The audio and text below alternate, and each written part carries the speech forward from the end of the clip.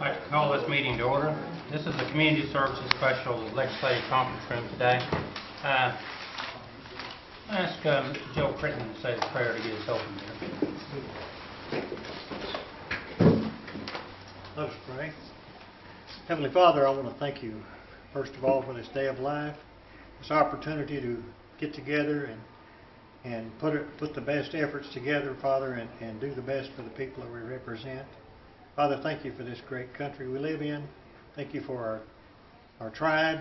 Ask your blessings on the administration and all these that are assembled here together today. Ask your blessings on our chairperson and on those out in the audience, the staff and the visitors. Father, help us today to do what's right. And Father, I would pray that you'd watch over those that are standing in harm's way today for protecting our freedoms. Watch over them, Father, and protect them, be thy will. Go with us now and forgive us, Father. Help us do what's best for our people. Forgive us where we fail. I ask in Jesus' name. Amen. Amen. Thank you, Mr. Critton.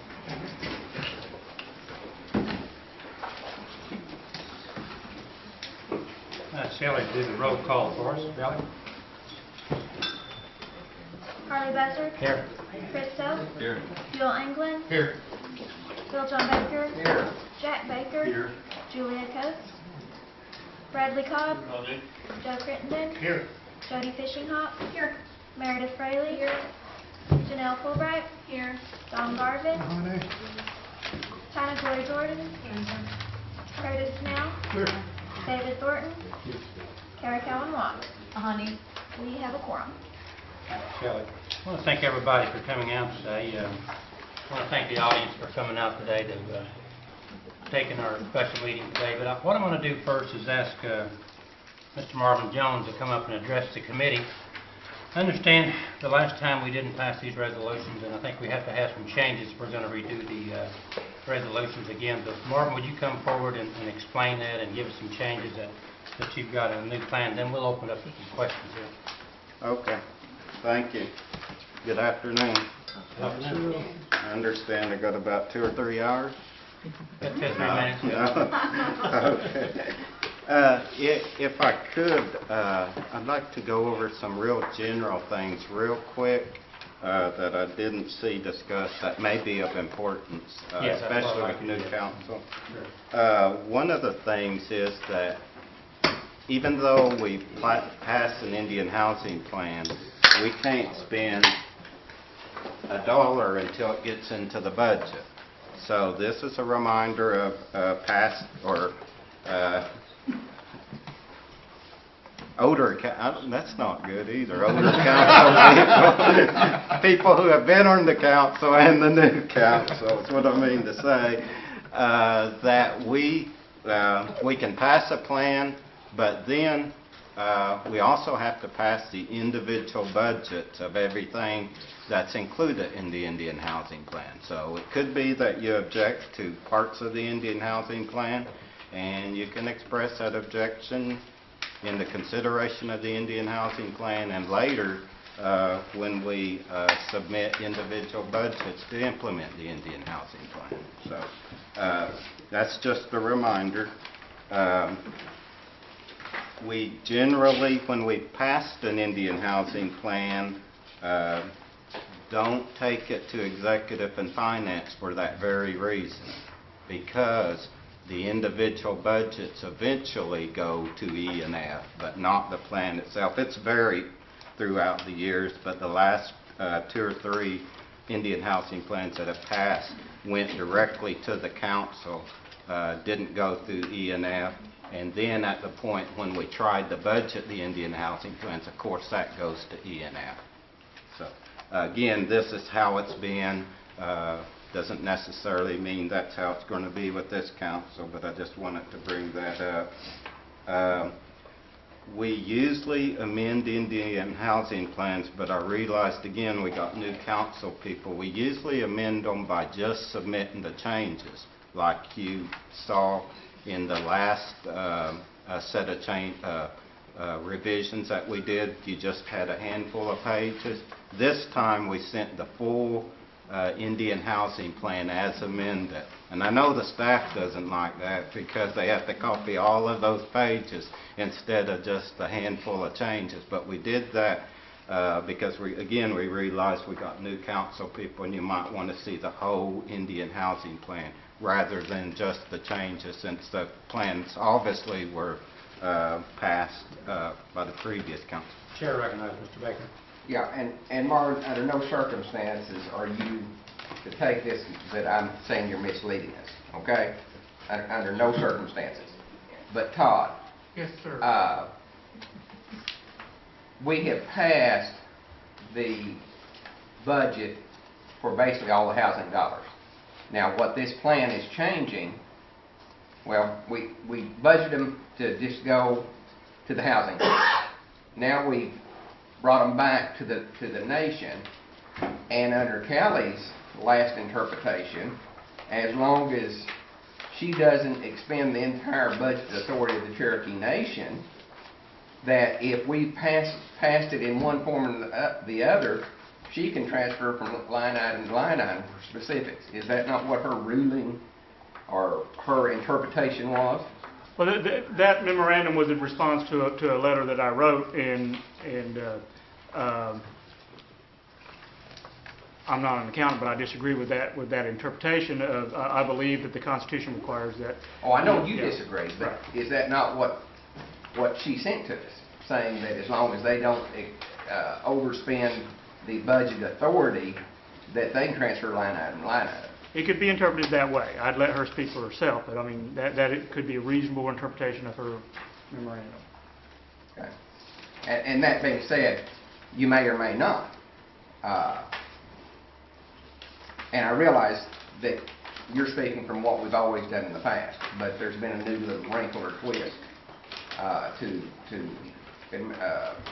Callie's interpretation of our budgeting process. Well, I'm sorry, I'm not aware of And that. I know you weren't, and that's why I wanted to When upfront did say that that I come didn't out? think you were trying.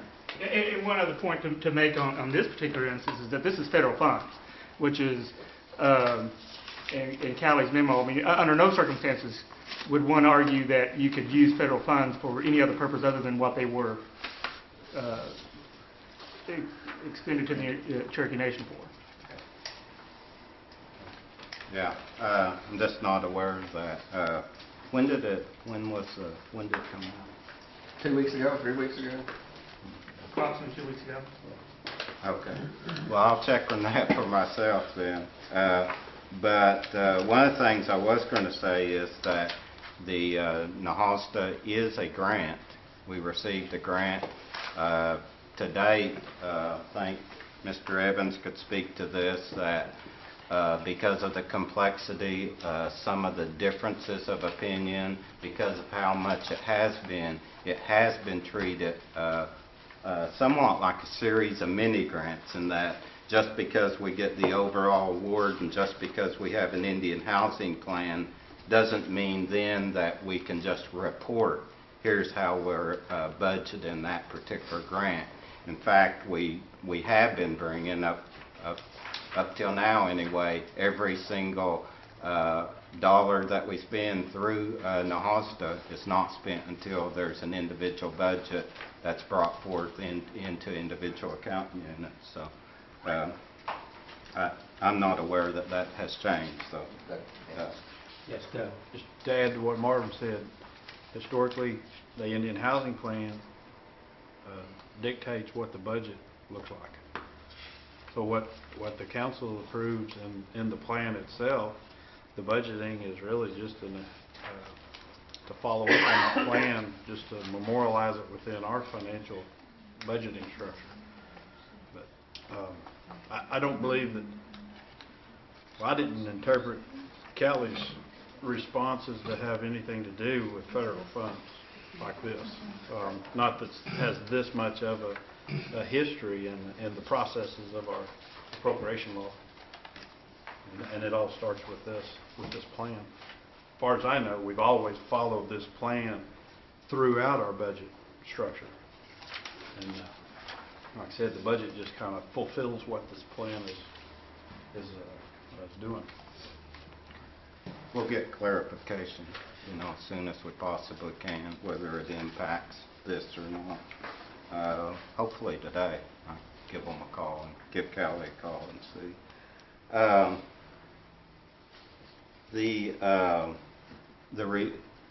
These individual Indian housing plans result from a series of discussions we had with the prior council, several days, several hours worth of discussions, meetings, changes, and so all of these particular Indian housing plans are within that umbrella of what we have discussed previously. We also believe that the Indian housing plans as written are working as they were intended to. There's obviously policy differences. Other people would like to see different things in them, but we believe that the plans are working as we had intended them to be. To follow up on what the chairman pointed out, because the two initial, the 2006 and 2000 revised plans were voted down, our understanding of the council rules is you can't bring up the exact same proposal. So therefore, we'll talk here just in just a second about those particular changes in this version of the Indian housing plan.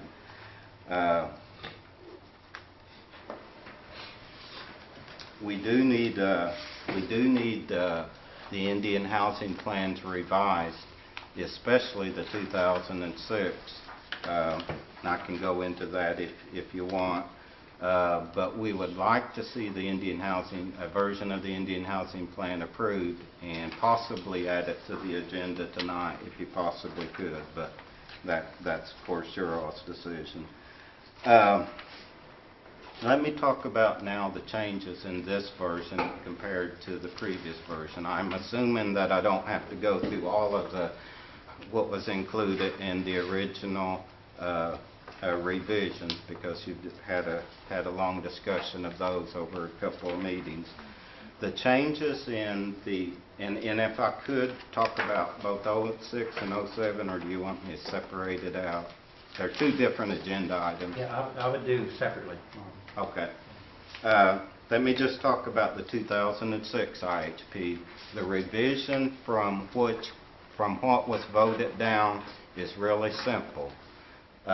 It increases by $500,000 the amount of money going into the mortgage assistance program. It reduces the amount that was going into the new activity, the land acquisition, by $500,000. So in effect, it's $1 million change, $500,000 being added, $500,000 being reduced. And that's a change from what had been discussed previously in the couple of other meetings. Yes. So how much will that leave in the land acquisition account or line item? For the 2006 plan, let's see, that's over, the best way to look at it is on page 15. And on page 15, my version's in color, but your versions probably aren't. You'll see land purchase, it's now $904,188. Does everybody see that on page 15? I have a copy. Marvin, that's down a $500,000. 500,000. No. Mr. Chairman, can I continue with Mike's asking some questions? Yes, go ahead, Ms. President. How much Marvin, do you know how many sites now we're anticipating? Yes. If we go back to page 9. It's 50 then? 50 Yes, sites? that's correct.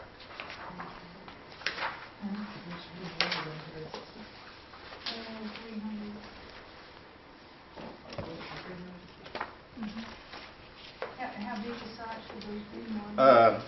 Those sites are based on or configured on being 5-acre sites. So if you just simply take 5 acres times 50, that's 250 acres. Now, you know, when it's actually administered, it obviously may vary. And that's down from the 300 you had in there on the previous one that we talked about a month ago. I know it's down. I don't have the. I think it was 300 for '06 and 300 for '07. That sounds right. Okay. That sounds right. Chair recognizes Councilor Thornton. While we're on the subject, these 5-acre sites are supposed to be built around these rural area schools to help with the economy and development around the rural areas. Is that right?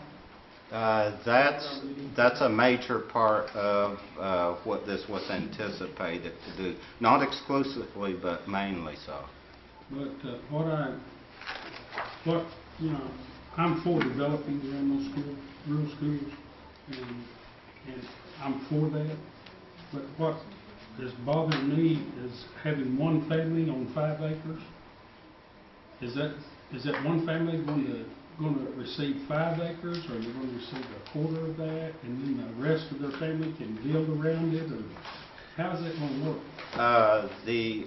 The ideal is that the particular family or particular recipient would get 5 acres, and that in the future it would be anticipated that other family members may live on that particular 5 acres.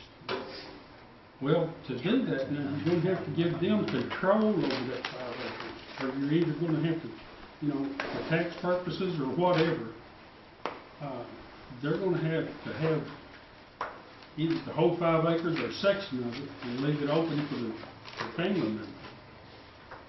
They'll have to do something here. That's correct. I'm not. Some of those people are not going to be able to keep up 5 acres. That I can see. I think that's. We need more specifics in there. I do. Of what we're going to do with that area. That's the way I look at it. And I may be wrong, but I've got some rural areas.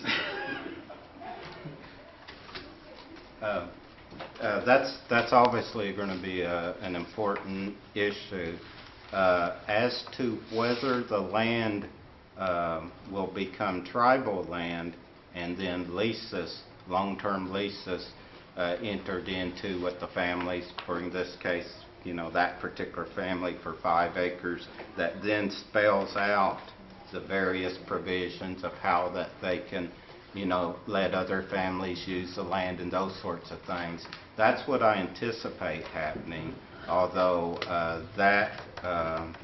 there's other ways to deed the land with restrictions on it directly to the family and not have it in the Cherokee Nation's name. Although I think that the initial belief is that this is going to be tribal land and increase the tribal land base. Well, I would think that you need to be specific just right up front and make sure that these people that receive this property know that, they may have their brother-in-law or mother-in-law or somebody moving in right close. And where they don't have control over who moves in there. The anticipation is that it's their choice. I don't think we're going to be moving mother-in-laws in. That's not the ideal. It's the ideal. Not to say anything against any mother-in-laws. Father-in-laws, whomever-in-laws. Yeah, those things will be in place. But the ideal is that the initial family controls the property in some sense, either having the fee simple title or some leasehold interest.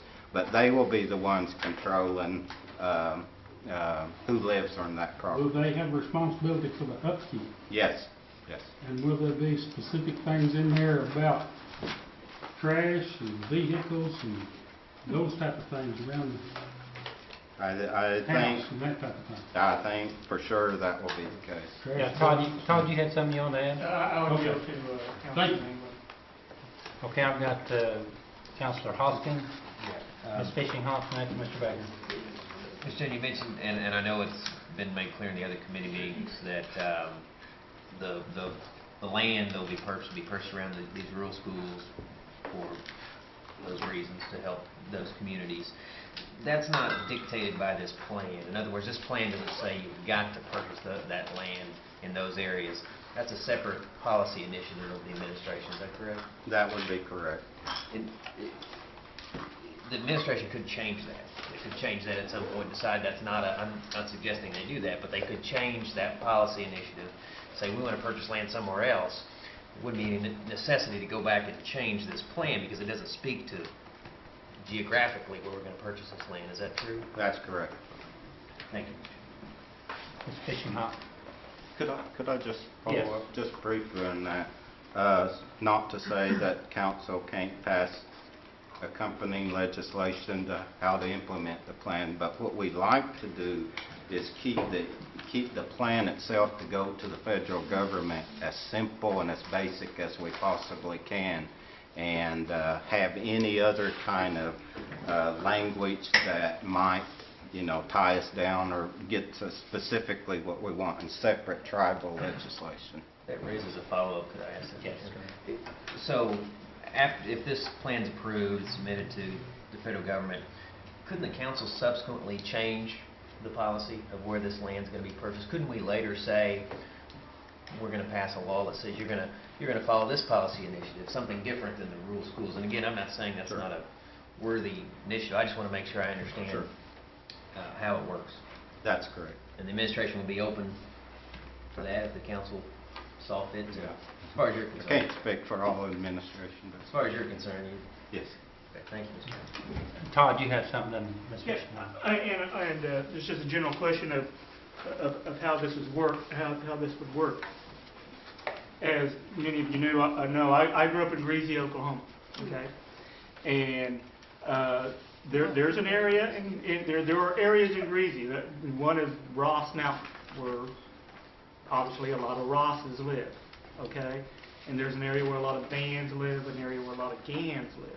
Is this trying to be on where you'll give one family member a 5-acre tract, and he or she can invite in family members? And is that the way this works? And if they're in, obviously they'd have to be in for a long term, because you wouldn't want one family member saying, you can leave here, you can live, and now you got to leave, etc. I mean, how's that supposed to work? I understand the concept because I live there. I mean, Cherokee families like to live in general areas, but how would this actually work in practice? Well, I don't know if you intended to try to impress or intimidate with me with saying you're from Greasy. It's a double-edged sword. It's a double-edged sword. That was funny. The ideal, let me talk about the ideal in general. The ideal is essentially that as people get a housing site and becomes their homestead where they're going to live, getting a housing assistance, then at some later point, the ideal is that the kids start growing up and they need a place to live. And the ideal is that those kids or the aging parents, grandparents, have a place to live also, and this gives them that opportunity. That's what the ideal is in its simplest idea. Ms. Fishing Hoskin. I have a couple of questions. I hope they were sent on to you. I had talked to Chad this weekend with Joe and Janelle and a few of us. Did you get any of the questions that was followed up from that conversation? I don't think I can answer that if I didn't. So Okay. maybe you repeat Okay, them here. so I Yes, I remember in will. case I don't know Okay, what we you're talked about talking West Siloam Springs, building houses up around West Siloam Springs. And I'm curious about the income guidelines that's going to follow this, because I just done some math real quick in my head from when I worked at the casinos. If you have a man, a wife, with tips and everything, they're knocking down $25,000 apiece with 2 kids. And we built a house up there, casino, so they can work there and live in the house. It's my understanding that they won't qualify for the house because they're over income. Can you help me understand? Yeah, let me give you what these are NAHASDA funds, and they are income restricted. I just happen not necessarily because I got that question, but just because I thought of mine. The income limit for a family of 4 under NAHASDA is $47,700. Now I'm sure people have seen these. If you haven't, you know, I can pass these around. These are available publicly on the internet.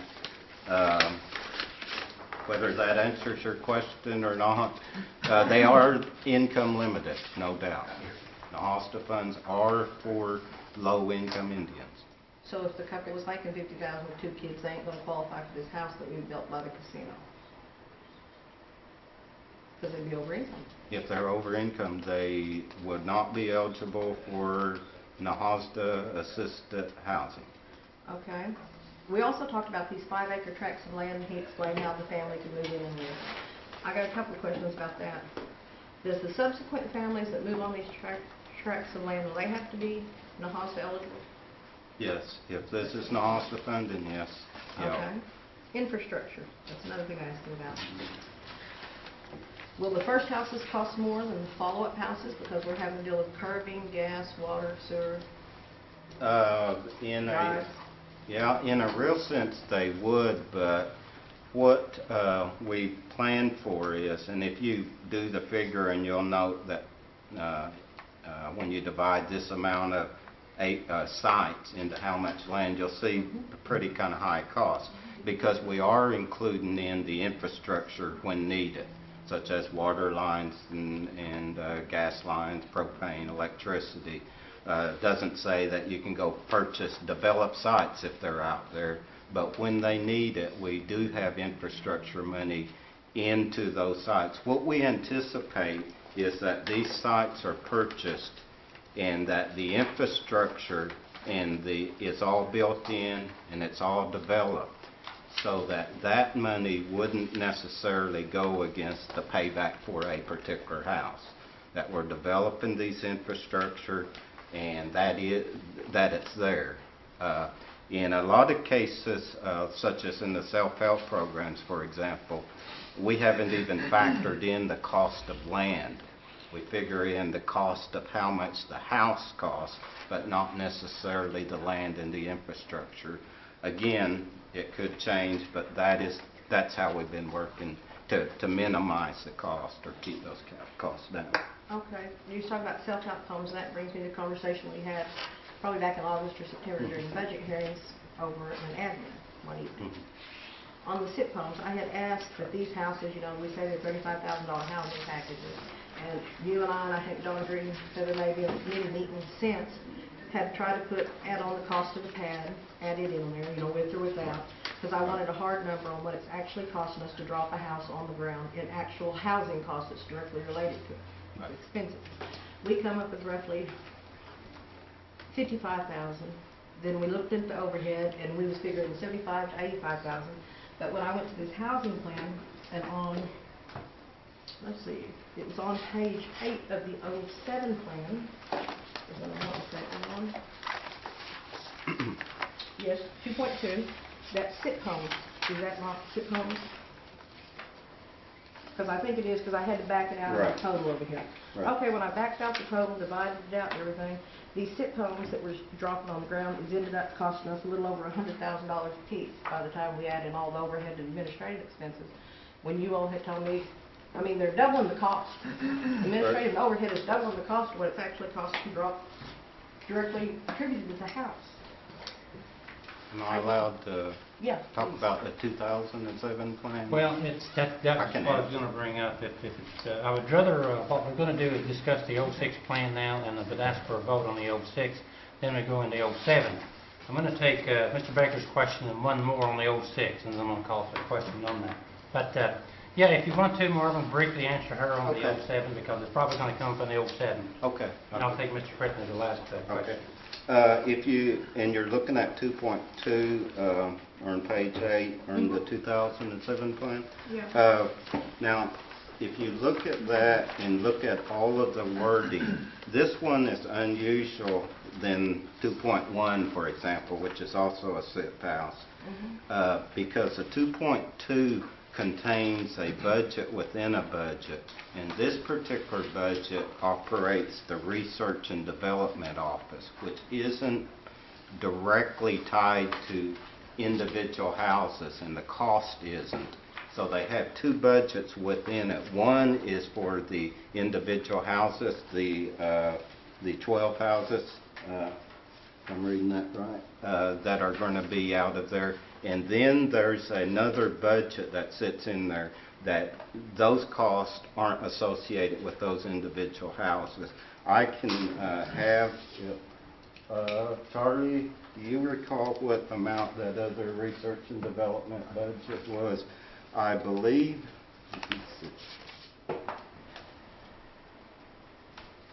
it's probably about, I believe it was, I know it's at least 200,000, but I believe it's more than that.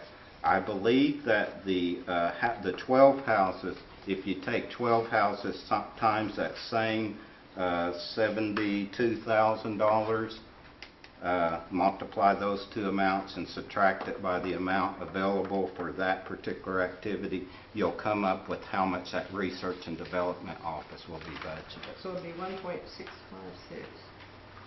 And subtract out the original.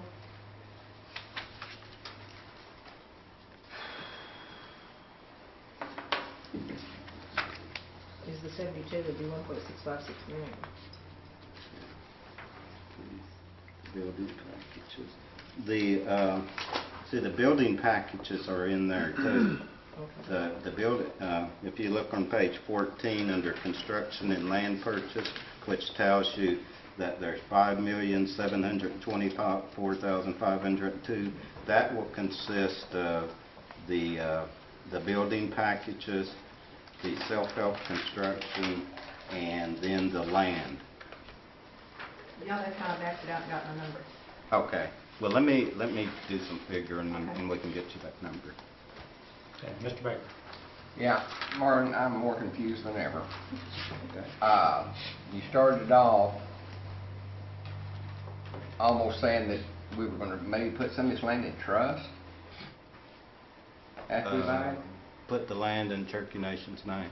Yeah, and then we'll hold title till these people buy their homes or forever.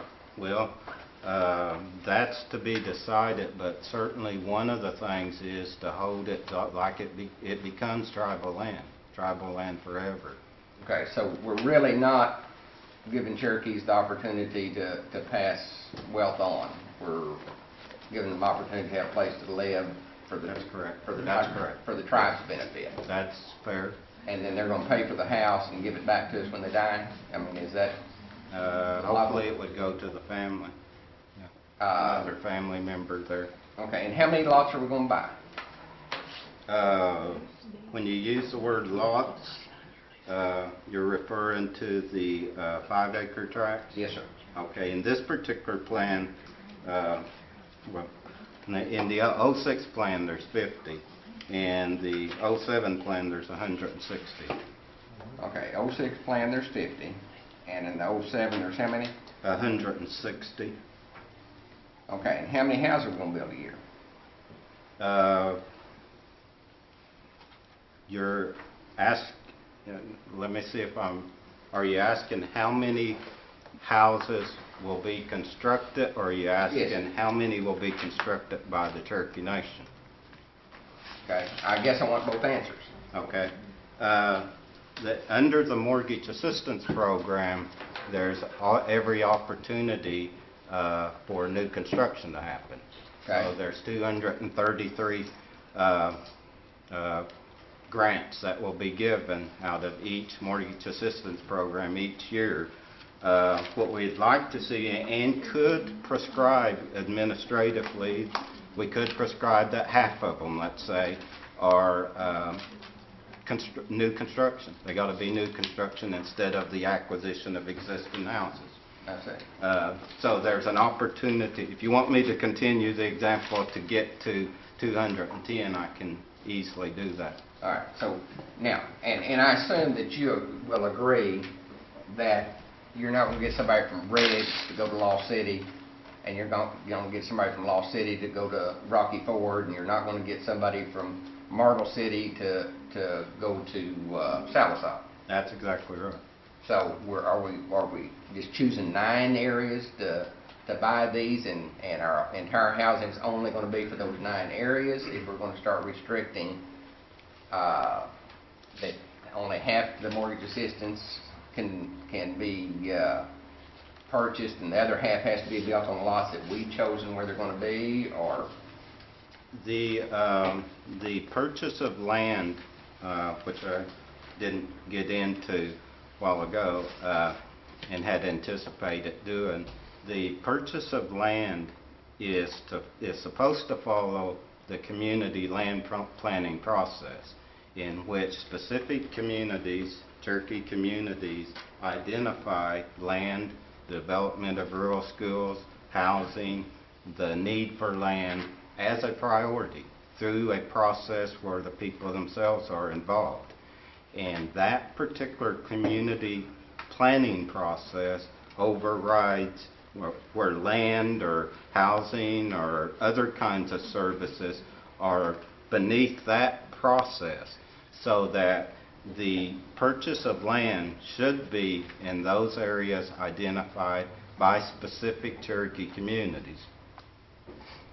Follow up. David, is mortgage assistance going to work if the Cherokee Nation owns the land, and it's not going to be really the banks? I mean, they're not going to give them a mortgage on land that's going to stay entitled to the Cherokee Nation. Yeah, they would. I'm not sure that the intent is for every mortgage assistance family to go on one of these pieces of property. Well, he said half of them. Well, that's not my understanding, I don't think. If someone in Rogers County is applied for mortgage assistance, they certainly wouldn't be, if they go get their own loan and what have you, and the cost of the land's in that loan, then they get the grant and they live wherever they want to. Am I going in the right direction here, Mark? Yeah, that would be correct. The idea that around the rural schools, and that's not the whole intent of that dollars, but the idea of that is that to keep families in those communities, and they'll have an opportunity to do that. And I'm not sure that Marvin, he did say that if it could be in tribal name, but it also maybe could be in their name, in fee. That's what I heard him say.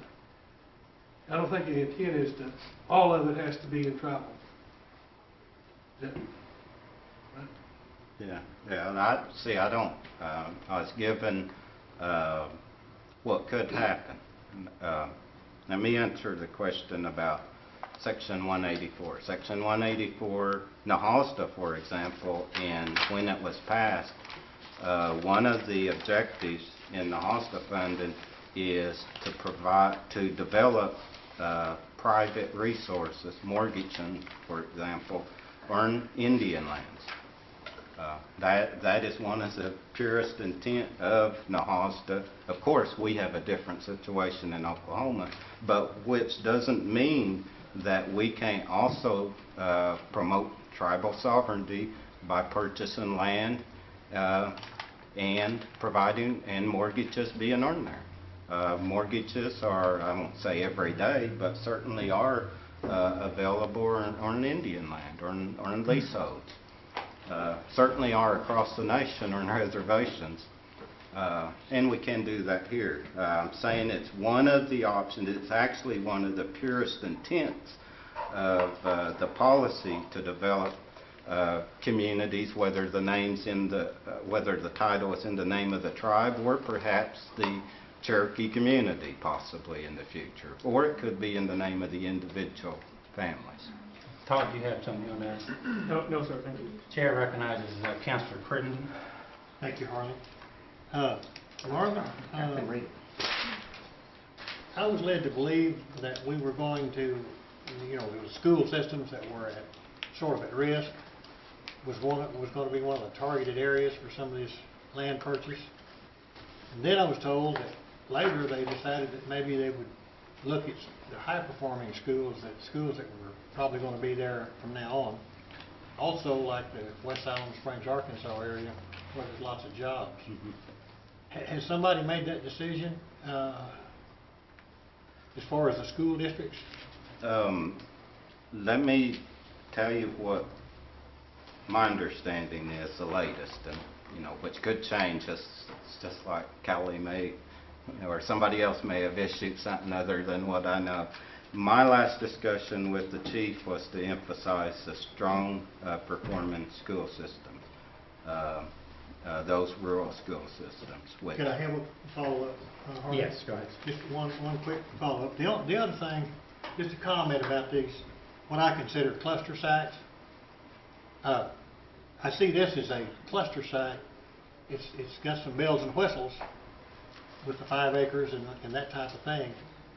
But there's always been, in time past, a little bit of resistance to these cluster site housing situations, and also the fact that if we fix it where they can't have title to that home by keeping it in tribal land or whatever, it seems like we've sort of pulled the carpet out from under the American dream that they might have otherwise worked toward. That's just a comment. Okay. Thank you, Mr. Chairman. Thank you. I said that we were going to call for the vote. Do I hear a motion on this resolution? Second. Second. Marvin, thank you for coming up and answering some of the questions. I know there's probably more questions on it, but I feel like we need to go ahead and get this moving.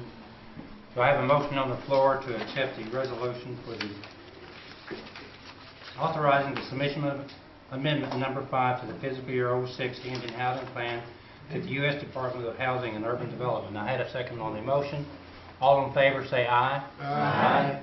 All opposed, same sign. Aye. Division. I believe the ayes got the votes. Motion passed. Let's go ahead and do the 07 plan, Marvin. Let's see where we can get to into that. Want me to repeat all that discussion? I have a question right off the bat for Mr. Collins. This may clear it all up. At some point, I'm sure the 07, 06, and whenever you feel appropriate within your talk, on the 06 on page 9, 1.3, I want to know what the process is for the Delaware tribe to access that $500,000 funding for maintenance, occupancy, and efficient administration of their housing authority. Okay. I can do that right now. Yes, let's go ahead and answer. Okay. Which page? On this 2006, it's page 9, 1.3. Okay. The Delawares we submit a budget to the Cherokee Nation tribal system for the amount that goes to the Delawares. The Delawares then send us an invoice. It's the same exact process that the Housing Authority of Cherokee Nation used to, and then we pay it. Is there something? Can you give me any indication of how much they? I mean, do they access that regularly? No, we have to remind them to access it. That's what I want to know. We beg them to access it, saying we need to get this money spent. It's coming near the end of the fiscal year, and that answers my question. Thank you. Chair recognizes Councilor Hoskins. Thank you, Mr. Chairman. Getting back, if I could, just briefly to the emphasis on where the land will be purchased. Mr. Crittenden pointed out that there's been some change. Is it low-performing schools, high-performing schools? But at some point, won't the administration have the council debate and vote on what exactly the policy should be? Or is it that the administration is going to take it upon itself to make that determination? I can tell you my preference. Well, I won't tell you my preference. I'll just tell you what I think is going to happen. I think, I haven't heard any discussion of bringing that particular policy to the tribal council. Mr. Chairman, I hope the administration will think a little harder about that. I think the council could help them make that decision. I can certainly communicate that. Thank you. Chair recognizes Councilor Cowan, and then we'll have Councilor Jordan. Thank you, Mr. Chair. I'd like to move to approve. I'll second. We're going to have a discussion. I'll have a question from Councilor Jordan. Okay. On the 207 plan that you're proposing, it looks like under 2.1 and 2.2, you're going to build 35 houses. But under 2.3, you want to buy 160 sites at 5 acres per site. Is it not correct, Marvin, that you all could change and that 160 sites, if it was an acre a site, would turn into 800 sites? That possibility exists. The probability wouldn't be in conformance. That would be creating what Councilor Crittenden called what we would term a cluster site. Well, follow-up question. Yes, and then Ms. Fisher.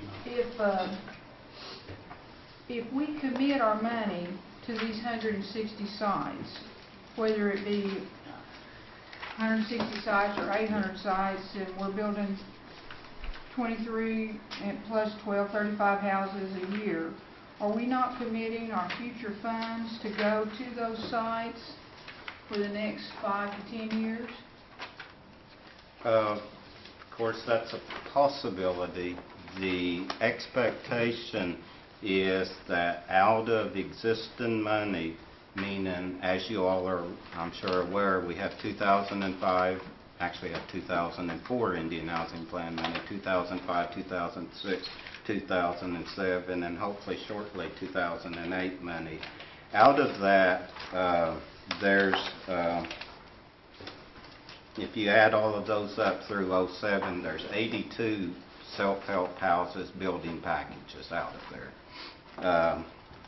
If you add up all the mortgage assistance out of the let's say the 06 and the 07, you'll come up with an additional about 300 families going to be assisted. And if you take in some assumptions that, you know, part of those mortgage assistance are going to be new construction. Let's just take an example. We're increasing in this Indian Housing Plan, the 07, from what was turned down, the revision that's turned down. We're adding $500,000 into mortgage assistance. Again, we're reducing $500,000 in land acquisition, the same that's in the 06 plan.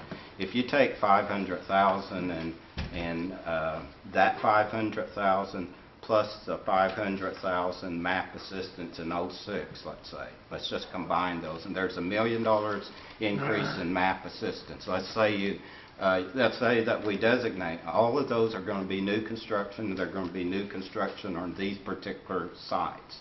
Then you're talking about 15,000 into $1 million is approximately 66, 67 sites. You got 67 sites plus however many those self-help sites, those 80 that Charlie and Community Services is going to use on this particular land. Then you're getting up into, you know, 140, 150, something in that area. Go ahead, Jim. Now, Marvin, to your knowledge, has anyone come to your department and said, I want the mortgage assistance and I'm going to a traditional bank to borrow the other $70,000 or $80,000 to construct or buy my house?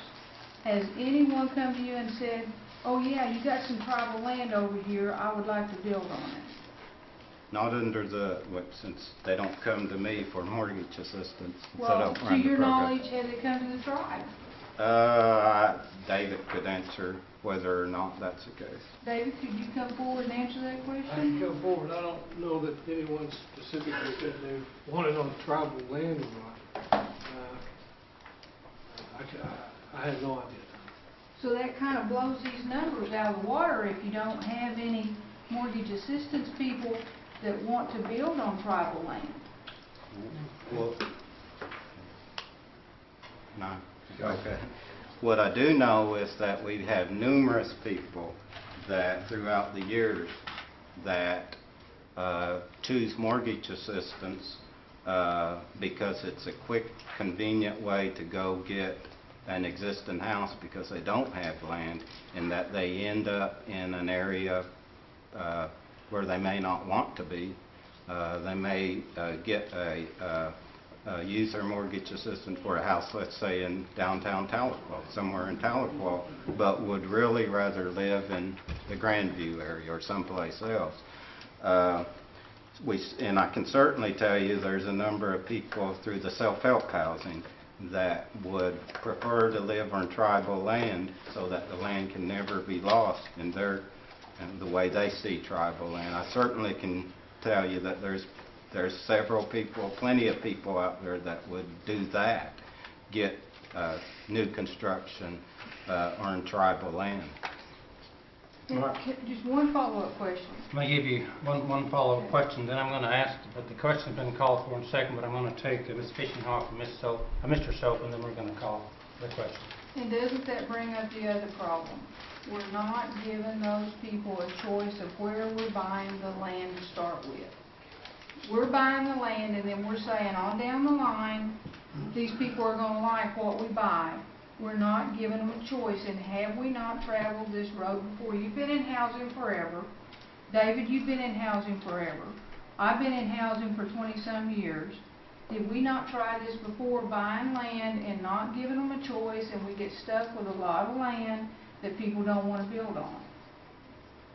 Because we didn't give them any decision, or any part of the decision-making process wasn't brought to them. As I had stated earlier, the decision-making should be and is anticipated to go through the community planning process, in which people do have that choice. People do have an input as to where the land. Obviously, if the community says housing is not, a priority of ours, and and land is not a priority of ours, then we shouldn't be purchasing land there. That's that's just the way it ought to be. That's the way it's anticipated to be. The priority on where the land should purchase should play the big part of those decisions will be through the community land process or the community planning process, where communities decide that land and housing are a priority in our area. And then you fit that with, where are the strong schools, where is the jobs, those kinds of things. You can't have a successful land acquisition process if you only factor into things determined by the tribe, meaning there's jobs, meaning those kinds of situations exist until you take into that community planning process too. Ms. Fishinghawk. You said you'd get back to me on the SIP homes, right, to follow up? Right. And ask about the numbers. And then the other two questions I had is, I had asked, I want to see a broken down by county about the MAP, the Mortgage Assistance Program. I want to see how successful it is, and after we give them the $15,000, how many actually stay out of foreclosure and go into court. Because, and the reason I'm asking that is it kind of goes hand in hand with this counseling question. I see on page 9 of the 07 plan, 3.2, there's talking about 400 families we're going to counsel.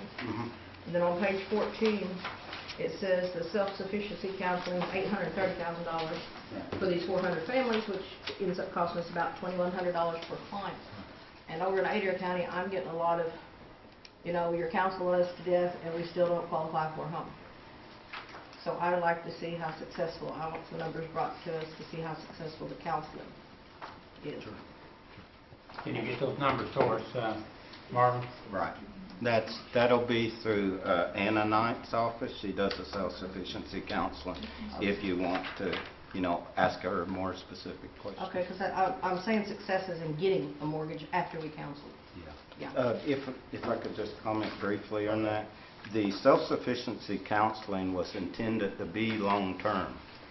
It was intended because we knew when we switched from the lease purchase where you didn't have any kind of credit checks, and as long as you qualified income-wise, you were able to get home ownership. We knew that switching it to mortgage assistance, a lot of people wouldn't be able to get a private mortgage. They didn't have the credit, and they didn't have the income, those sorts of things. The self-sufficiency counseling, if there will be cases when somebody dedicated, which appears that there are a few, that it may take them 2 or 3 years or perhaps even longer to clear up their credit, but they're working through that. And this plan contemplates that is a good investment. That family is going through the steps necessary to clear their credit, even if it takes them 2 or 3 years. So. Yeah, I just want some real numbers, Bob. Yeah. Okay. Sure. Counselor Sullivan. Very real quick question. Marvin, is the mortgage assistance first come, first served? It is right now because we don't have a waiting list as far as I know right now. Okay, and then is there allocations per district for that program? There is intended to be allocations for all of Nahasta funding by area. Okay, and then the final question is, what's the 05 mortgage assistance budget? Is it totally expended, or is there money carried over at this point? The 05 has been expended. So there's no, at this point today, there's no monies for people that want to participate in the mortgage assistance program. Yeah, there's money in the 06 plans right now and the 07 plan for mortgage assistance. None in the 05 plan, which I hesitate to say that because, that's accurate what I'm telling you. But how you view what a 05 plan is and all that stuff, we probably need a longer time to make sure everybody's on the same page as to what that means. Okay. Doug, you have a comment? Yeah, quick question. The mortgage assistance, as it's related to these land acquisitions, these parcels, do I understand right that you're contemplating assisting someone with a mortgage on a piece of property that we're holding title to? Will that require the nation to co-sign those mortgages? Because the way I understood the mortgage assistance, when we, this is several years now into this program, it was to assist those with external or third-party loans where they would qualify to go get their loan, and we just help them get that loan. But if we're actually holding title to that property, how's the nation's position coming into play here? Or are we assisting in something that we're financing to begin with? Okay. Yeah, the Cherokee Nation could sign it if they wanted to, but they don't have to. For example, I'll go back and give you an example again on Indian reservations, Section 184. Section 184, the individual tribe sets up the laws as to how something's going to be foreclosed upon. And then a family can come in, get a lease on tribal land, go get a mortgage from a private lender, and get a Section 184 loan, in which the 184 then guarantees that money, HUD guarantees that money to the lender. So in all of that, that particular tribe doesn't have to co-sign anything. It passes the laws on how, the same way as a state or any place else, that you have laws in place as to how something's going to be foreclosed, how it's going to be collected, those sorts of things. But on the lending side, are we confident that the lenders out there will participate, or are we going to need to contemplate long-term leases? Long-term a marketable instrument, in other words, to take with them to the bank, along with the mortgage assistance confirmation that says, we can satisfy our closing or down payment, third-party bank, we can satisfy all that. We also have this document that's a 99-year lease because we don't hold title to this land. No. That's where the question was, where I was coming from, is how do we secure the interest not only by the nation side, but how do we ensure the participants of the program are going to be able to walk into a bank and have something of market? Yeah, or that, it would marketability? it would anticipate long-term leases if it's on tribal land. Okay. Okay, we've had a motion on the floor, and that's a second for the motion. This is a resolution approving and authorizing the submission of Amendment Number 2 to the fiscal year 2007 Indian Housing Plan to the U.S. Department of Housing and Urban Development.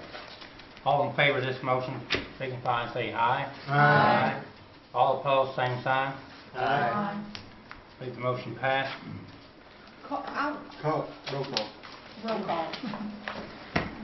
Okay, Shelley, let's have a roll call vote.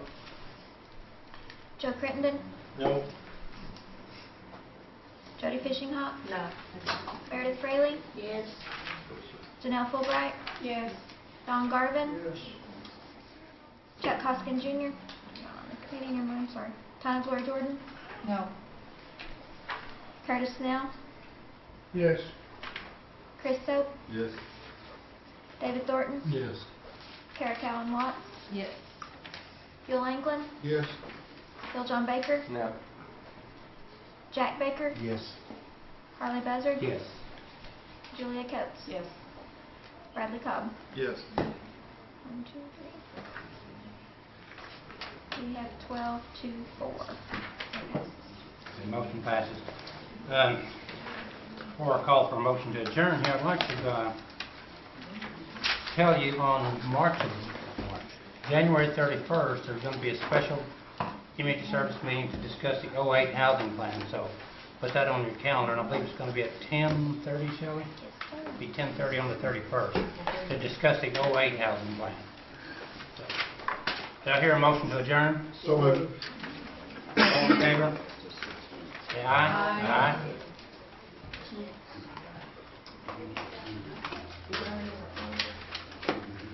Are you going to send it to us? It's on there, it just doesn't say what it is. She should When I send it post an out. agenda, I will. Yes. If you got them, yeah. I probably sent calendar reminders. Okay, you did. I sent It'll be reminders sent out. to everyone. It'll be sent out. The agendas haven't been posted yet, but you should have a calendar reminder. The little